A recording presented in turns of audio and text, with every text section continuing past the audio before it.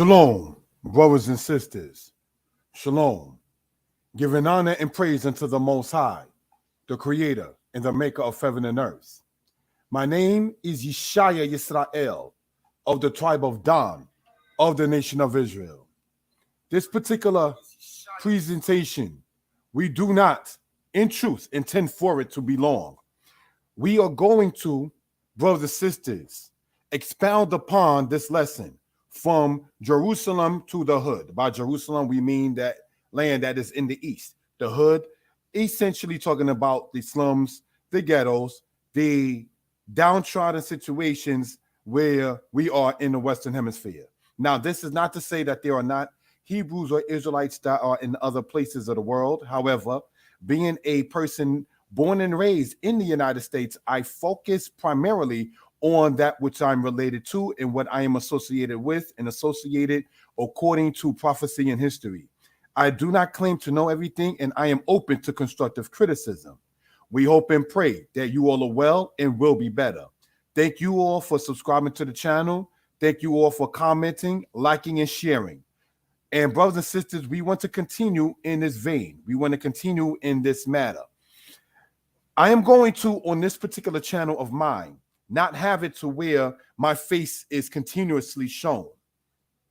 I rather, brothers and sisters, the family look at the PowerPoint and draw their own conclusions from the presentation at hand. So I am going to, at this time, stop the camera upon myself. And in so doing, in part because if you were to buy a CD of a person who put some music together and they say their name every other 15 seconds or even every other 15 minutes, it's like we already know who it is and the presenter is on this particular matter. If it is a DVD and a person is continuously showing his face or her face, it is as if, as far as I can see, know it and be concerned, that you want the people to see you, which is not per se a problem.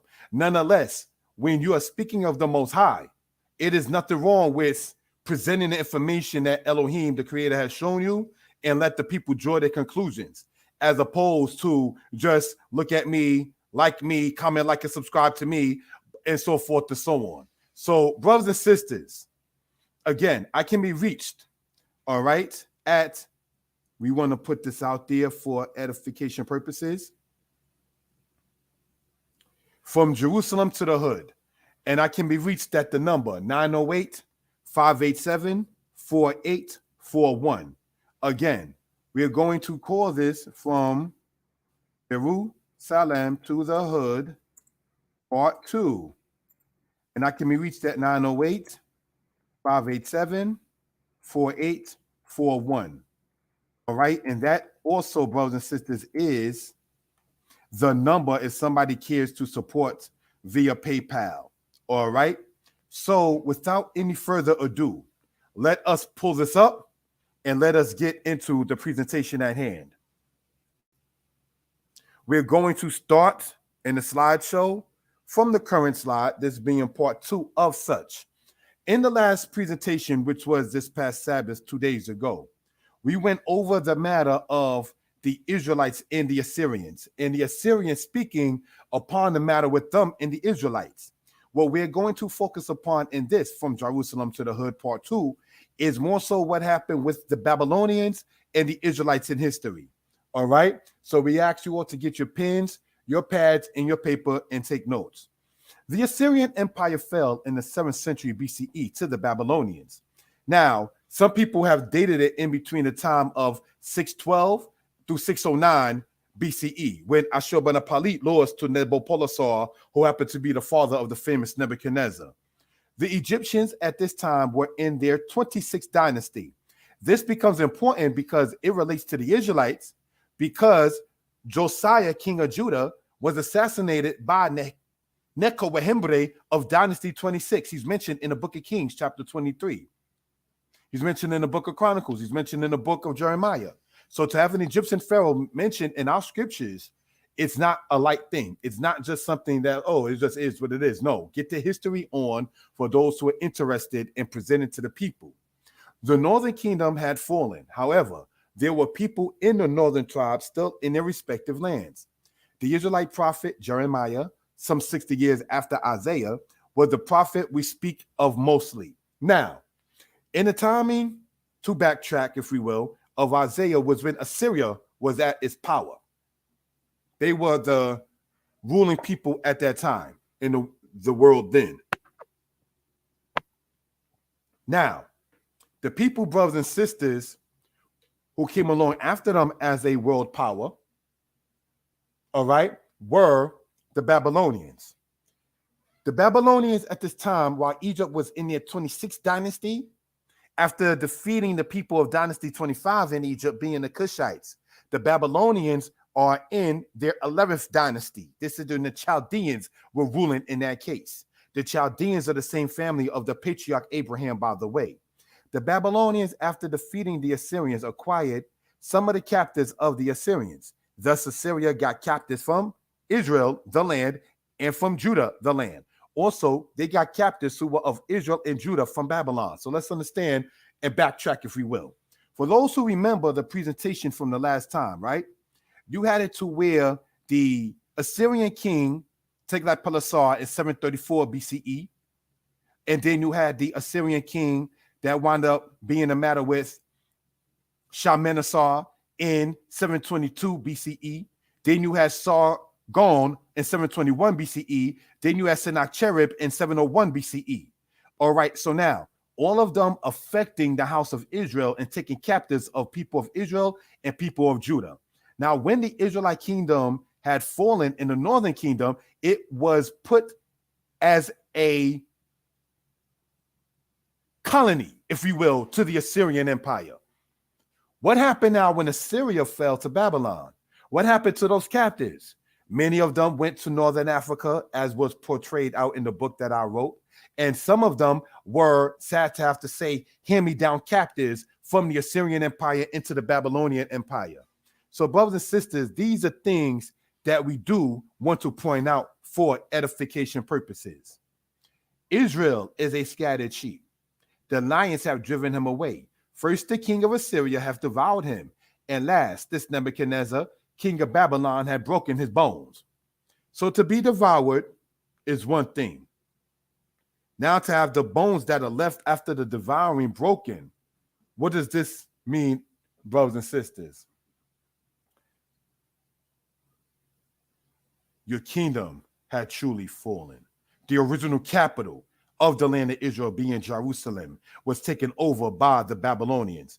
The protection that Hezekiah was promised for his day and time was not extended toward the later time when you read about King Jehoiakim and then later on King Zedekiah. They didn't get the promise that Jerusalem will be protected as Hezekiah was given. So when it says first the king of Assyria and last is Nebuchadnezzar, king of Babylon, had broken his bones. The bones of the house of Israel being broken because you need your bones to be able to stand. Not being able to stand as an empire, not able to stand as a kingdom, not able to stand against your enemies, not able to stand in your own culture. You wind up assimilating the culture of the Assyrians and the Babylonians that the book of Ezekiel 23 talks about.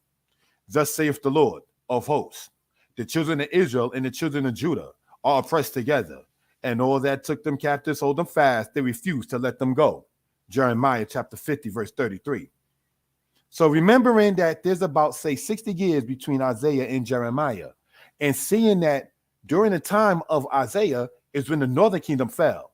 Then you had it a little over a century, actually, when the southern kingdom fell. So the Israelites that was in the lands of the tribe of Judah were also fallen as a people.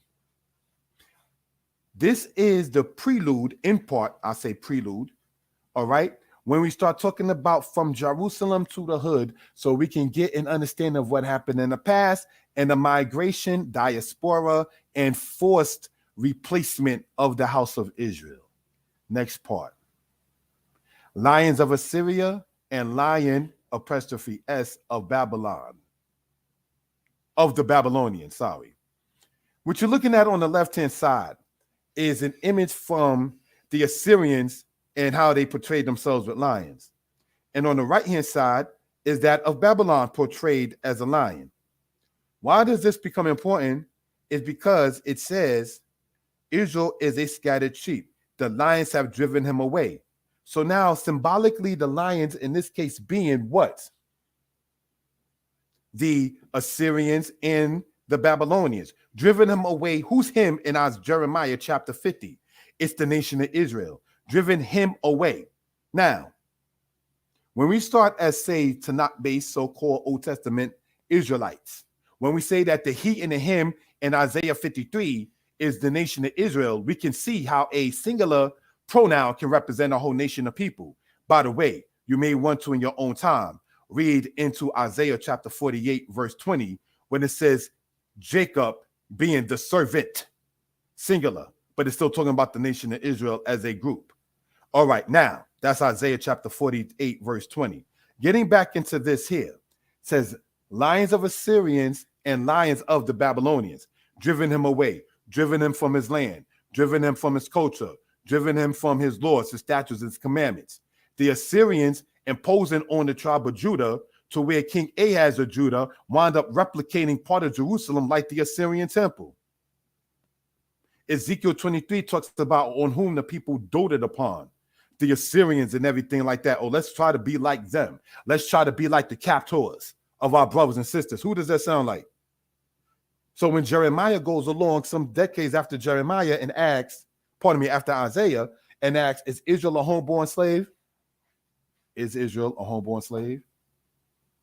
Were you trying to dote, like Ezekiel 23 says, upon the Assyrians? Or the Israelites of today trying to dote upon the Europeans? So when we call this from Jerusalem to the hood, let's see what we're talking about. All right? The Israelites in the sad encounters with other nations. In this attack that Isaiah 36 speak of, we want to point out that 250,000 of Judah were taken as captives. Since we know that other tribes of Israel were in Judah's kingdom, 1 Kings chapter 12, verse 17, we can safely say that there were they of Levi, Simeon, and other tribes taken as well. Shalom, my brother, rising greatness with Prince David.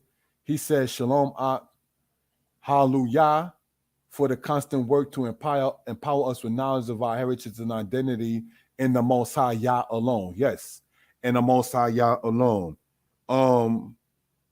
We have to understand the Most High, who El Quana, a jealous God. And all of these other additives that people sadly try to say in the name of such and such and so forth and so on.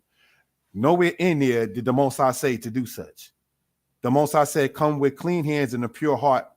Come with a contrite heart and a humble spirit. That's what the Most High spoke upon in Psalms to come to him with. Let the wicked forsake his way and the unrighteous man his thoughts. Not that you come as you are, remain as you are, and then come into somebody else's name. See, not to sidebar from the history, but when you come into the Most High in the name of somebody else, that's not giving yourself to the Most High. If you sit there and say, I, Yeshaya, was a thief, I'm no longer a thief. I, Yeshaya, dishonored my parents, I no longer disrespect my elders. I'm not saying the blood of such and such in the name of such and such that atoned for me. How can you make your own atonement before the Most High? How do you already have your own forgiveness packet before the Most High God? Because what he said to come with in Isaiah is to forsake your unrighteous ways, wash you, make you clean, put away the evil of your doings. Cease to do evil, learn to do well. Learn to do well. That's in Isaiah 1. So be teachable. Get your moreh, your male teacher. Get your morah, your female teacher, and learn. Cease to do evil, learn to do well. So don't be pompous to where one cannot teach another. You understand? If a person, male or female, is doing wrong or has done wrong, and they say, I don't want you to follow in those footsteps, learn from that. You understand? So these are things, brothers and sisters, that we want to point out for edification purposes. All right? So getting back now into this history part, if we will, we can safely say that there were they of Levi, Simeon, and other tribes taken when Judah as a kingdom, not just a tribe, but as a kingdom, fell to the Babylonians. Jehu of Israel paid Shalmaneser III. Jehoash of Judah paid Hazael of Syria. Jehoiachaz of Israel paid Adad Narari of Assyria. These kings spoke upon receiving tribute from the Israelites. Do you know that?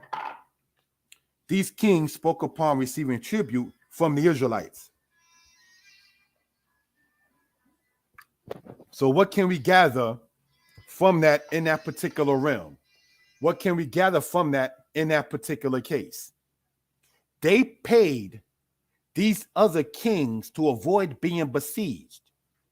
Just like today, from Jerusalem to the hood, you pay what's called mortgage or rent to avoid the marshals from coming. You pay your rent, your mortgage, your bills, your this, your that. You work for someone else to pay somebody else to maintain some kind of peace.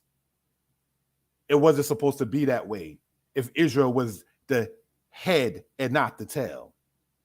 I'm not saying don't do things that's responsible in the lands of exile and be foolish. I'm not saying that. I'm saying we have to incorporate a certain kind of wisdom due to our situation, due to being in the hood of today. After these encounters that was sad that happened with Israel and the other nations. And brothers and sisters, let's continue in this particular case. The teleprism, when Sennacherib spoke of Hezekiah of Judah. Why does this become important? Hezekiah of Judah. Because he was the king that was ruling on the throne of Judah right after his father Ahaz. Ahaz was the king that was ruling when the Israelite kingdom of the north fell to the Assyrians. So any of the Israelites that was in anywhere within the land of Israel, north or southern kingdom of former times, was under, by default, the hegemony or rulership, I must say, of Hezekiah. This is why when you read in 2 Chronicles 30, he gives an call out to the northern tribes for them to come to Jerusalem to keep the Passover. And then some of the tribes laughed and mocked at him. You understand?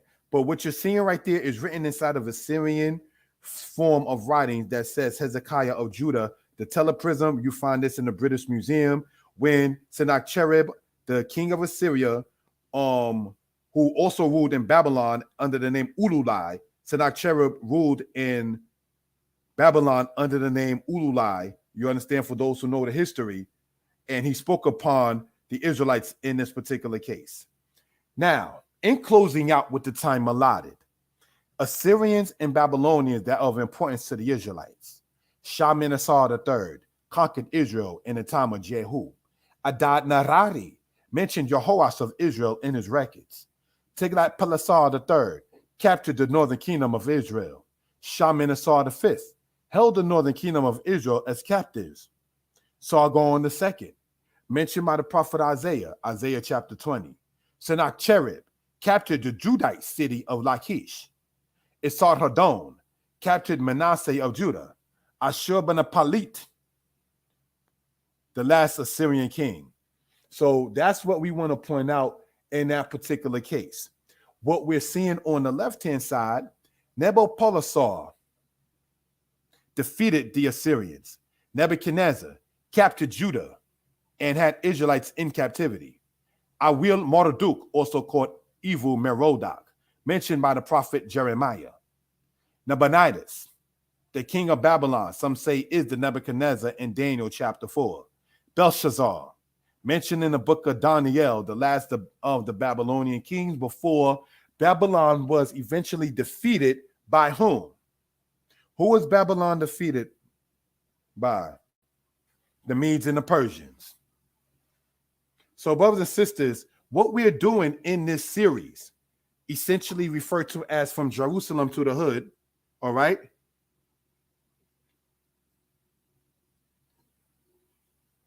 is wanting to point out how the history ties in. Why is the history important? For those who are into the history, you would find that it becomes in part important or great part important because it shows the word of the Most High doesn't come out and go back void. So we want to be on the better side of the Most High. The gods of these nations, from the Assyrians to the Americans, have not helped us. Did you know, and there's no disrespect intended, why in what they call organized religion, i.e. the church and so forth, to someone they don't pay taxes? These mega preachers or whatever, they don't pay taxes because they know that they're getting a greater gain by having the children of Israel in the hood calling upon the gods of their enemies to keep us further away from the Most High. They don't want us to have that connection with the Most High. The Most High in Exodus say, you shall not have any other gods before me. So if that being the case, just like Balaam told Balak, you got to get the people to go against their God if you want these people to be defeated. You want them defeated? Have them go against their God. And that is what they try to do in the context and in the matter. So we want to emphasize on certain things. We want to let it be known for edification purposes. What you're seeing here again is a list of the Assyrians and the Babylonians that are of importance to the Israelites, because you see them written about in our book or in their records. They also wrote about the house of Israel. So brothers and sisters, looking upon this and closing out this particular matter, I hope it was understood. I hope it was respected. I hope it was liked. Please share your thoughts. Again, I can be reached, brothers and sisters, at the telephone number 908-587-4841. As you see going across the screen, 908-587-4841. All right. To the brother, Rising Greatness with Prince David. I know we were supposed to speak before, Ak. If you could take my number down and you could shoot me a text or whatever, or WhatsApp, anything of that sort, and we can build from that particular point, it will be appreciated. Giving honor and praise unto the Most High, creator, maker of heaven and earth, on a human level, while in North Carolina or in any other state. I want to give a shout out to my lady, Sarah Michaela, who has helped me greatly in my life, who has been one who motivates and promotes me greatly, mentally and spiritually, and so forth. And I ask the Most High for the union to be blessed. I ask to the Most High that all our people be blessed in your endeavors. All right. Shalom. Peace to you all. Have a great day and be well and better. Shalom.